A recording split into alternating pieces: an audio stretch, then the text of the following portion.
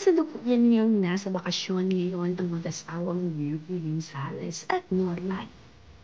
Sweet na sweet naman ang mga bidyong ibinahagi ni Beauty Gonzales sa kanyang social media.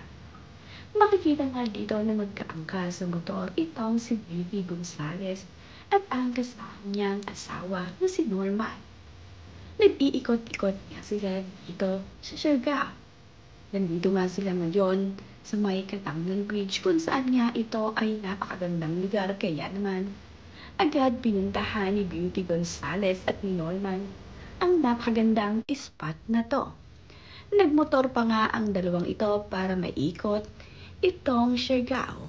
Nakakatuwa nga na sa ganitong pagkakataon ay nagkakaroon ng time ang mag-asawang Beauty at Norman. Talaga namang binibigyang oras ni na Beauty at Norman ang kanilang relationship.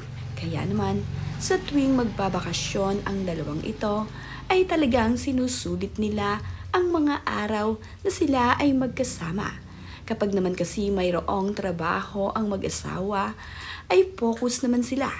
Kaya pag mayroong time ang dalawang ito, ay inilalaan nila sa kanilang bakasyon upang magkaroon ng time sa isa't isa.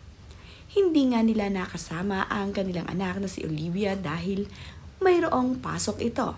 Kaya naman, silang mag-asawa na nga lamang muna ang nagbakasyon. Masayang masaya itong si Beauty Gonzales na ngayon ay nakita ang ganda ng Siargao. Dito nga sa Katangnan Bridge ay nagpagabi pa itong si Beauty Gonzales upang makita ang paglubog ng araw. Ito ay dinadayo ng mga turista dito. Talaga namang pinil ni Beauty Gonzales ang napakaganda at tahimik na lugar dito sa isla ng Siargao. Nagsuswimming din sila palagi ng kanyang asawa. Nalibot ni Beauty Gonzales ang Siargao habang sila ay nandirito ng kanyang asawa na si Norman at ng ilang mga kaibigan na kanilang kasama dito. Nice naman nga itong si Beauty sa napakakulay na sasakyang ito kaya naman nagpakuha ito ng litrato. Pati nga ang shoes nilang mag-asawa ay terno. Talaga namang napaka-sweet ni Beauty at Norman.